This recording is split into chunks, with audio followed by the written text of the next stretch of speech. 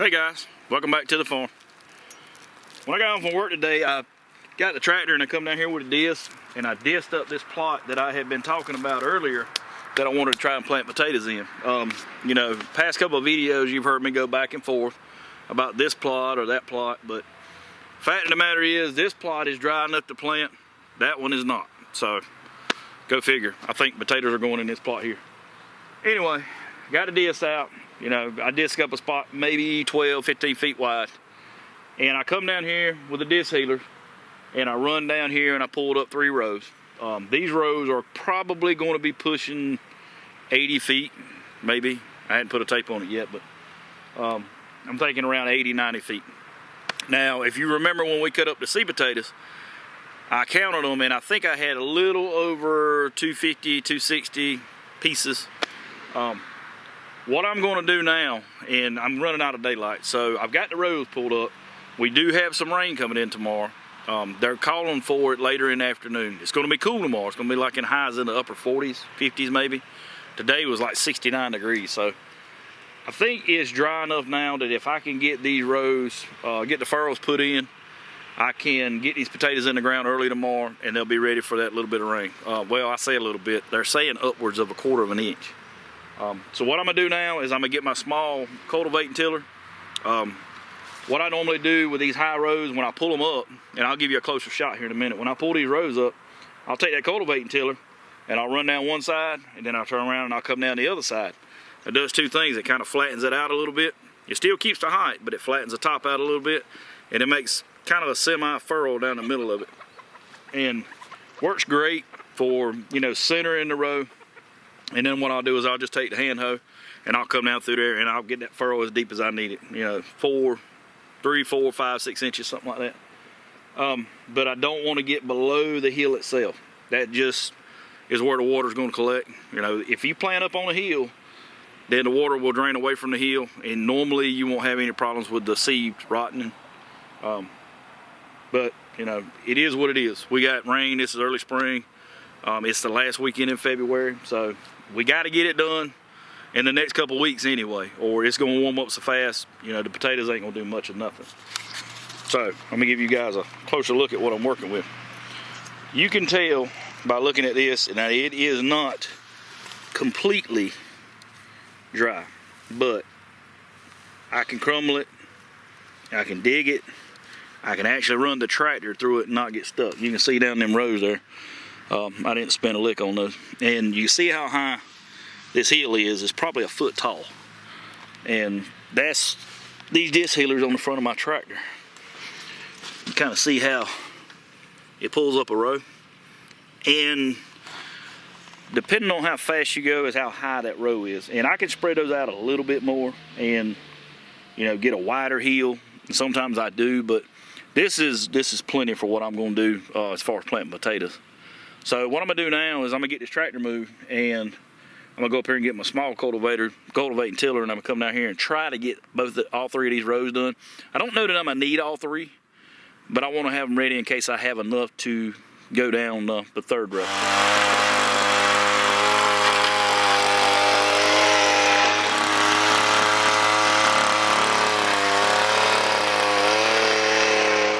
Well, we got all the rows, got all the furrows put in before it got dark on us. I wound up breaking out the old push plow over there and finishing the furrows up. That old thing belonged to my Granny Red. I bet she pushed 1,000 miles of rows with that thing in her garden life. But I'm gonna tell you what, the old farm equipment like that will make you sleep real good at night. But anyway, I'm gonna put all this stuff up. And in the morning, we'll pick this video up. I'm gonna get up with the chickens. I gotta come down and feed everything and let them out. I'm gonna run to the hardware store and go ahead and get some fertilizer and get everything put in the ground, hopefully before lunchtime, and covered up. So all we have to do is wait on the rain and then some warmer temperatures and see what sprouts. So I'll see you guys in the morning.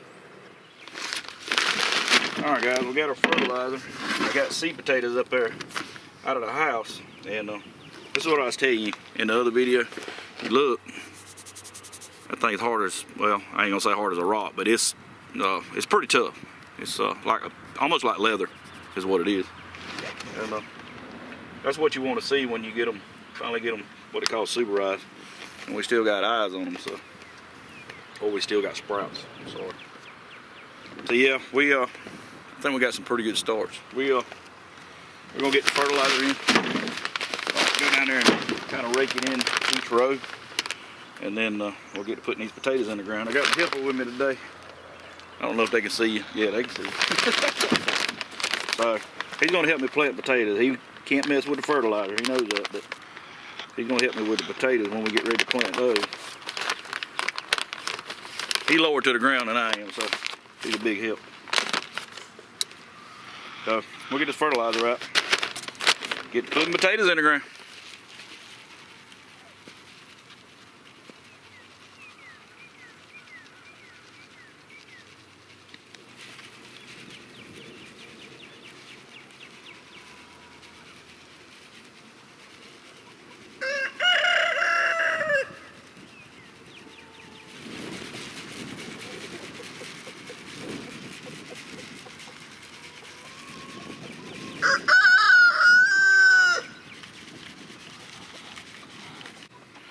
All right, guys, we get ready to put these potatoes in the ground, and you seen us when we cut them up the other day. How many we actually have? 25 pounds is what we cut up, and it's about 3/4 of a 5-gallon bucket. And you know, the pieces average about that big. Some are smaller. You need to look at them if you cut small pieces like this. Make sure that they still got a little bit of body to them, because a lot of times, you know, you can cut them too small, and they'll actually just dry up, and they really won't be good for anything. But what we're going to do now is going to go through here and pick out enough to plant the first row to get an idea how many we're going to need. I'm thinking we're going to have plenty to plant these 3 rows. Maybe have a little bit left over, and then we'll see what we got at the end when we get done.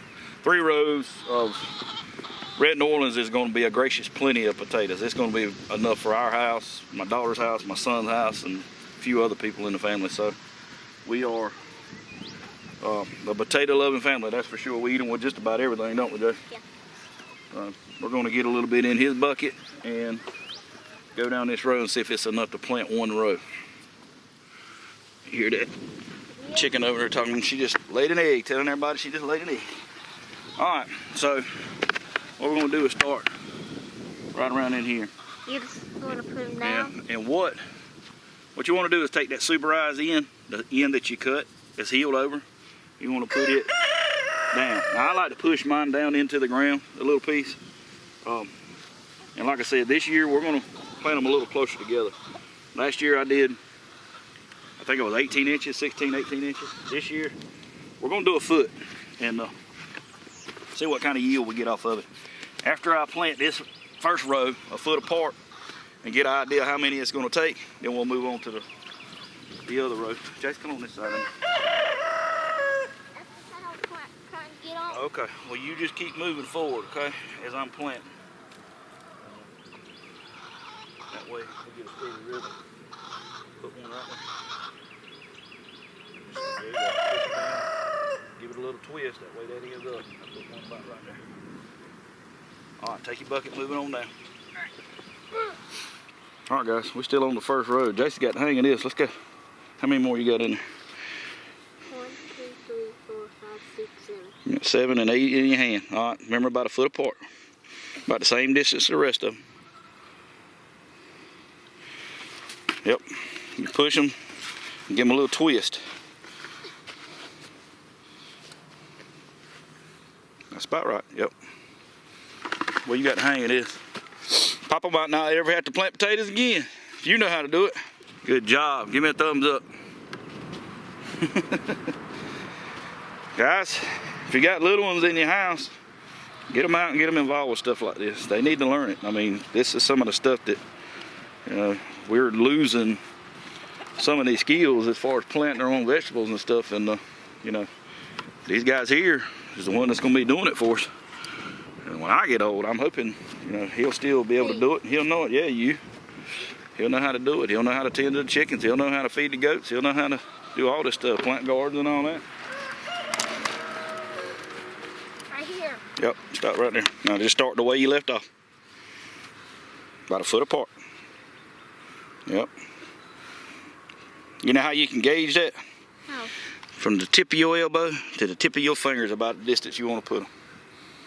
So if you go down through this row, give me a potato. See, if you got this potato in your hand like this, yeah. If you do this number, then you know to put it right there. So your elbow's at this one, your hand's at this one. Okay? Alright. Yep. That's right. Alright guys, well we had enough to do all 3 rows, and if my calculations are right, we put 260 seed potatoes in the ground. The reason in the last video when you seen us actually cutting our seed potatoes, getting them ready to plant, and I talked about maximizing your seed potatoes. Now, in that 25 pounds, they may have been 50 potatoes, 60 potatoes, somewhere around it. I mean, I'm not sure of an accurate number. It was half a bucket full. But by cutting them and utilizing several pieces of one potato, I mean, we stretched that out to 3 of these rows. Now, had we just planted at 25 pounds, you know, yeah, we could have probably got about 100, 125 pound harvest. By cutting those potatoes and maximizing the amount that we could use, we stretched that out to 3, and these rows are probably pushing 80 feet all day long.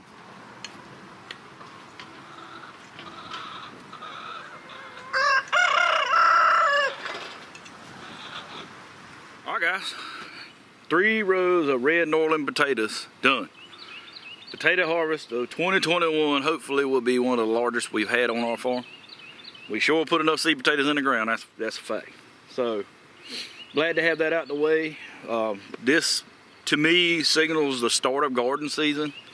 And, you know, I am glad I picked this spot versus the other, because I went through both with the tractor just to kind of get a feel for, you know, how wet and how clumpy the soil was. I did that yesterday, and that tractor was steady spinning the whole time. Over here, not so much. It's a lot, I don't want to say heavy soil. It's heavy over here, but it's got good drainage, let's put it that way. So as you can tell where I've raked up, it's already starting to dry, even overcast like it is. So I think that'll be a plus for potatoes. And you know, this information that we're getting from what we're planting here will tell us what we need to do, you know, in the years to come. And I think that 3 rows is going to be plenty. If we get, you know, enough plants to come up. The first row is a little thicker, they're a foot apart. The next 2, I stretched out to about 16 inches apart just to make sure I had enough to fill 3 rows.